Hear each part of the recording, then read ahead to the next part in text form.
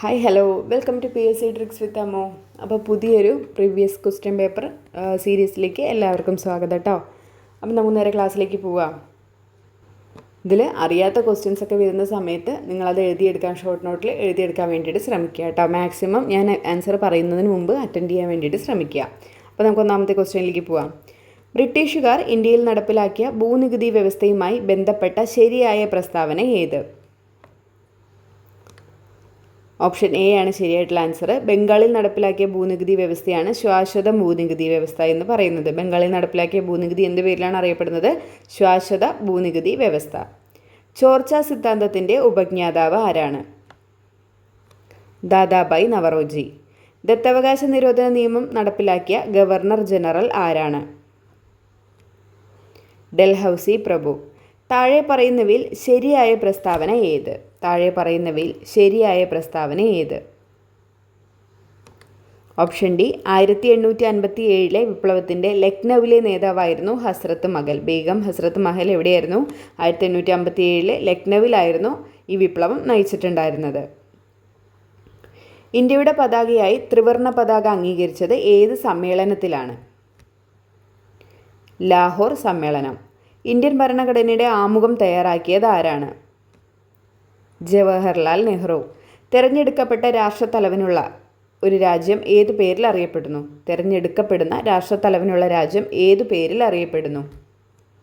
Republic. ക്ഷേമരാഷ്ട്ര സങ്കല്പത്തെക്കുറിച്ച് Indian ഭരണഘടനയിൽ എവിടെയാണ് പ്രതിപാദിച്ചിരിക്കുന്നത്? നിർദ്ദേശക തത്വങ്ങളിൽ. ഇന്ത്യൻ ഭരണഘടനയുടെ മൗലികാവകാശങ്ങളുമായി ബന്ധപ്പെട്ട ശരിയായ പ്രസ്താവന ഏത്?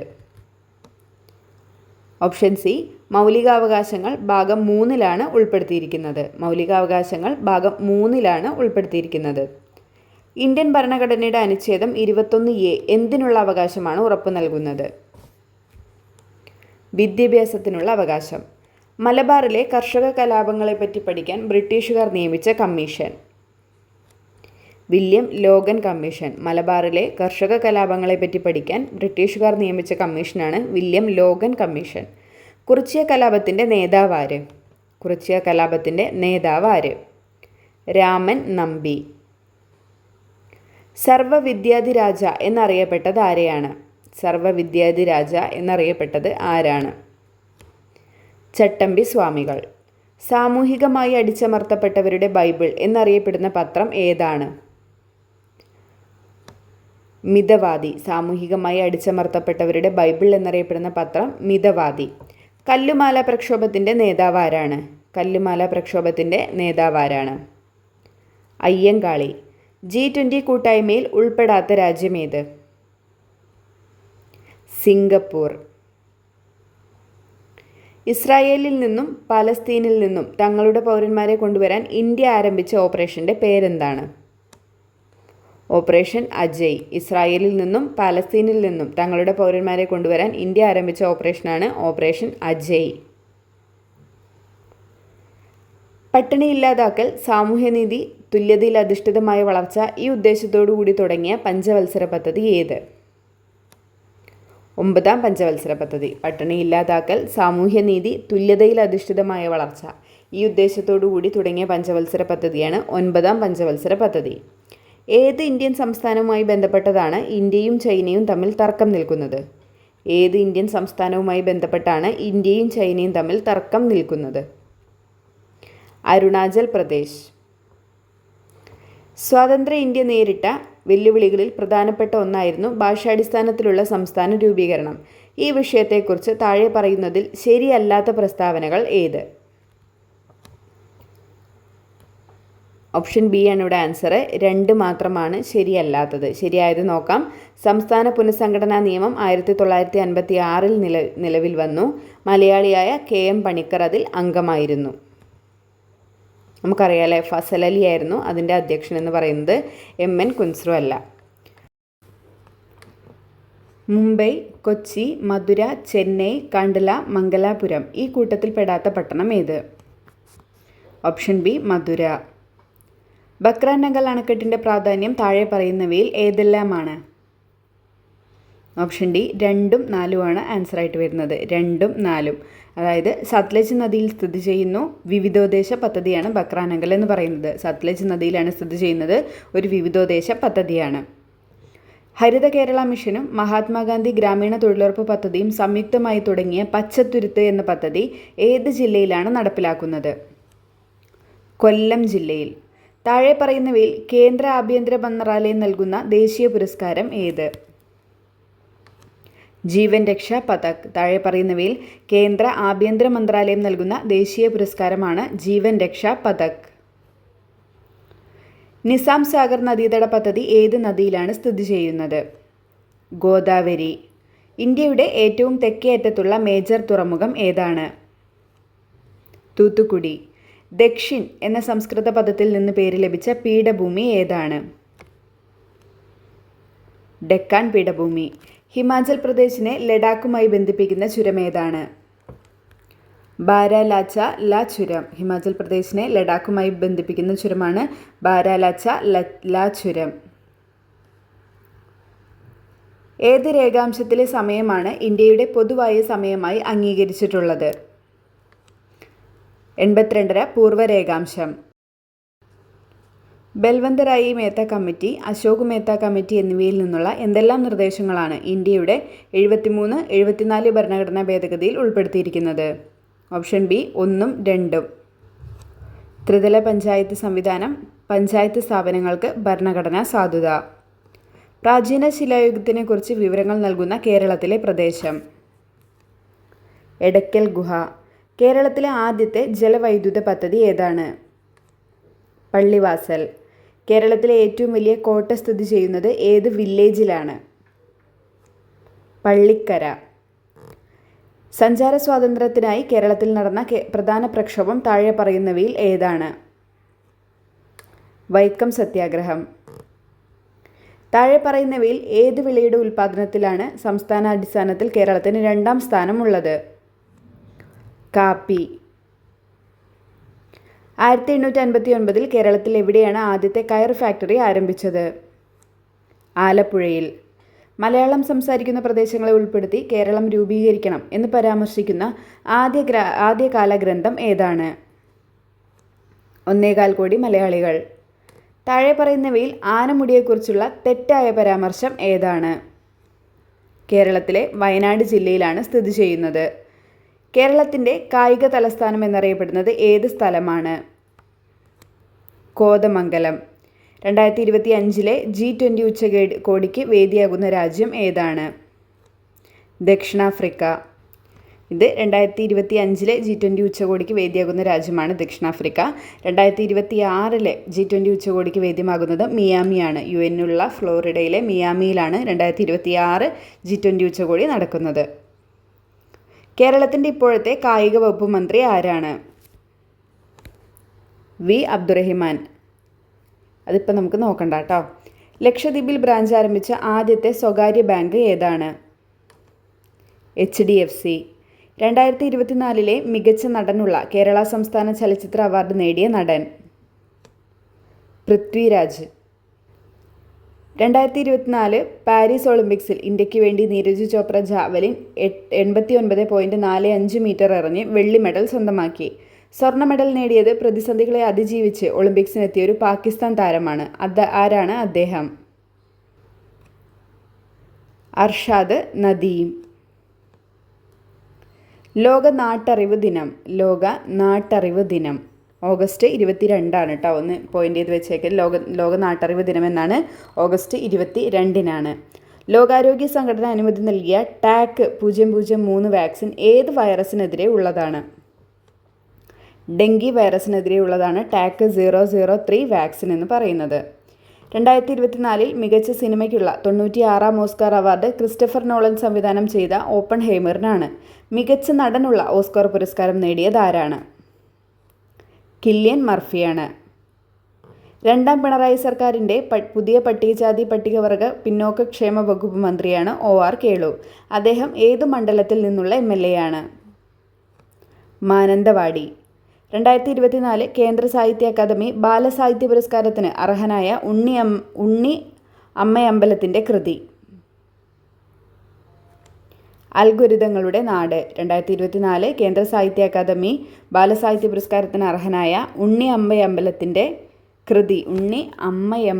കൃതി അൽഗോരിതങ്ങളുടെ നാട് എന്നതാണ് കേട്ടോ. അപ്പോൾ ഓർത്തിരിക്കുക, നമ്മളുടെ 2025 ബാലസാഹിത്യ പുരസ്കാരത്തിന് അർഹമായിരിക്കുന്നത് ഏതാണ്? അമ്മ മണമുള്ള കനിവുകൾ എന്ന് പറഞ്ഞിട്ടുള്ളതാണ് കേട്ടോ. അമ്മ മണമുള്ള കനിവുകൾ. അത് എഴുതിയത് ആരാണ്? എൻ്റെ കറണ്ട് അഫയർ ക്ലാസ്സിൽ ഞാൻ പറഞ്ഞിട്ടുണ്ടായിരുന്നു, EN ഷീജയാണ് കേട്ടോ. EN ഷീജയുടെ അമ്മ മണമുള്ള കനിവുകൾ എന്ന് പറഞ്ഞിട്ടുള്ള കൃതിക്കാണ് 2025 കേന്ദ്ര സാഹിത്യ അക്കാദമിയുടെ ബാലസാഹിത്യ പുരസ്കാരത്തിന് അർഹമായിരിക്കുന്നത് കേട്ടോ. 2024 കോപ്പ അമേരിക്ക ഫുട്ബോൾ ജേതാക്കൾ. 2024 കോപ്പ അമേരിക്ക ഫുട്ബോൾ ജേതാക്കൾ ആരാണ്? അർജൻറ്റീനയാണ് കേട്ടോ. ഇന്നലെ അറിഞ്ഞിരിക്കുക, നമ്മുടെ 2025 കോപ്പ അമേരിക്ക ഫുട്ബോൾ ജേതാക്കൾ ബ്രസീലാണ് കേട്ടോ. ബ്രസീലാണ് 2025 കോപ്പ അമേരിക്ക ഫുട്ബോൾ ജേതാക്കൾ ബ്രസീലാണ് കേട്ടോ. മനുഷ്യ മസ്തിഷ്കത്തിൽ ആദ്യമായി വയർലെസ് ചിപ്പ് വിജയകരമായി സ്ഥാപിച്ച ഇലോൺ മസ്കിൻ്റെ കമ്പനി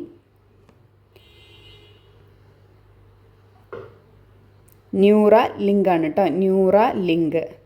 മനുഷ്യ മസ്തിഷ്കത്തിൽ ആദ്യമായി വയർലെസ് ചിപ്പ് വിജയകരമായി സ്ഥാപിച്ച ഇലോൺ മസ്കിൻ്റെ കമ്പനിയാണ് ന്യൂറാലിങ്ക്. 70ാമത് നെഹ്റു ട്രോഫി വള്ളംകളിയുടെ ഭാഗ്യചിഹ്നമായ കളിവെള്ളം തുഴയുന്ന നീലപ്പൊന്മാന് നൽകിയ പേര് നീലു ആണ് കേട്ടോ. നീലു.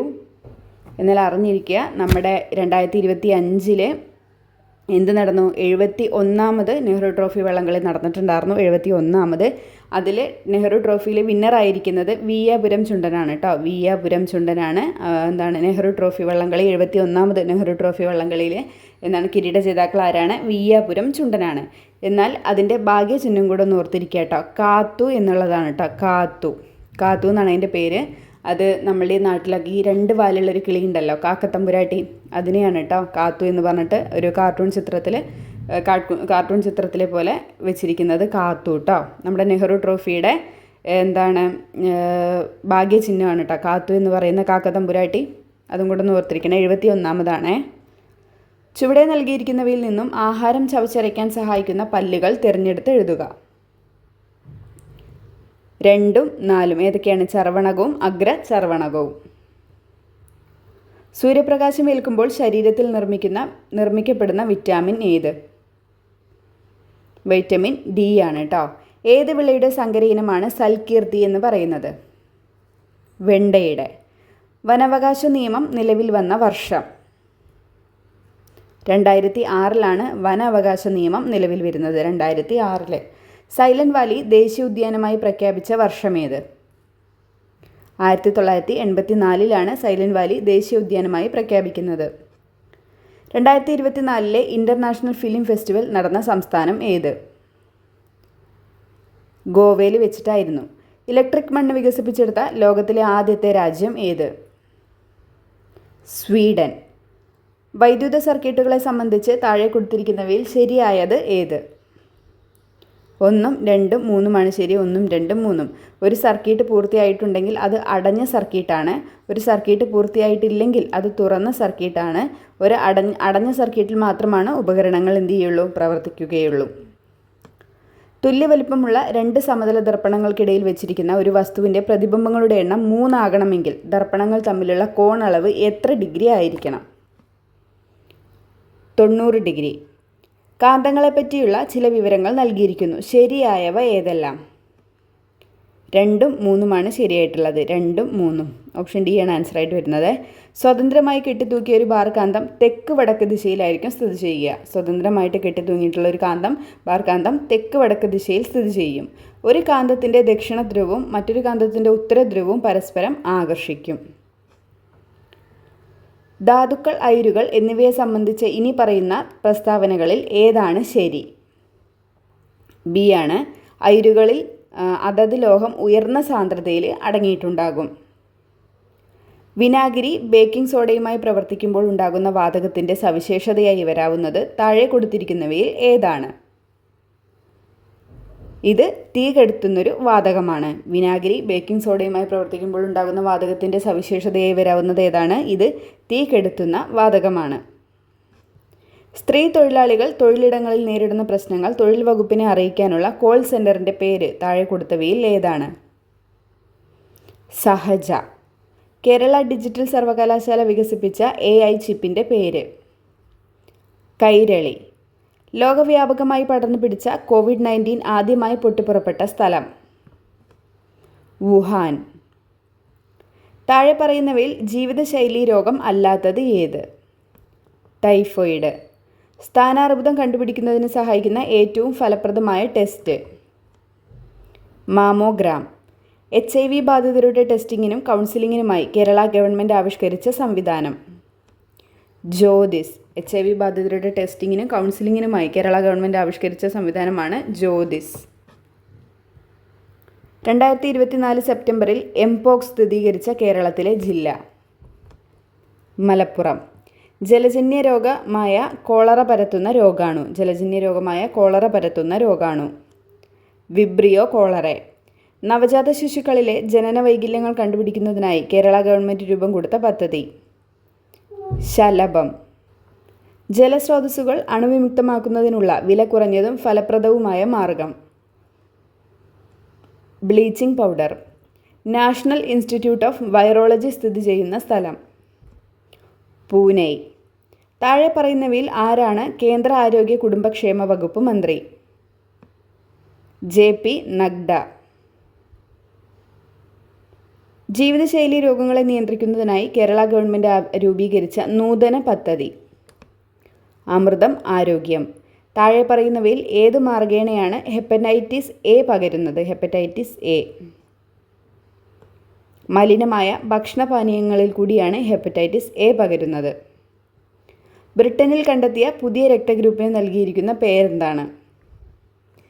MAL. താഴെ പറയുന്നവയിൽ ജന്തുജന്യ രോഗങ്ങൾ എന്ന വിഭാഗത്തിൽപ്പെടുന്ന രോഗങ്ങൾ ഏതെല്ലാം? 1ഉം 3ഉമാണ്. നിപ്പയും എംപോക്സുമാണ് ജന്തുജന്യ രോഗങ്ങളിൽ എന്ന വിഭാഗത്തിൽ പെടുന്നത്. അപ്പോൾ ഇന്ന് നമ്മൾ നോക്കിയത് 80 GK ക്വസ്റ്റ്യൻസ് ആണ് കേട്ടോ. എല്ലാ ഭാഗത്തു നിന്നുള്ള 80 GK ക്വസ്റ്റ്യൻസ് ഇന്ന് നമ്മൾ പഠിച്ചിട്ടുണ്ട്. അറിയാത്തത് എന്തെങ്കിലും ഉണ്ടെങ്കിലോ കറണ്ട് അഫെയർ ഞാൻ പുതിയത് പറഞ്ഞതൊക്കെ എഴുതിയെടുക്കാൻ വേണ്ടിയിട്ട് ശ്രമിക്കുക കേട്ടോ. എഴുതിയെടുത്താൽ മാത്രം പോരാ, നന്നായിട്ട് റിവിഷൻ ചെയ്യുക, പഠിക്കുക കേട്ടോ.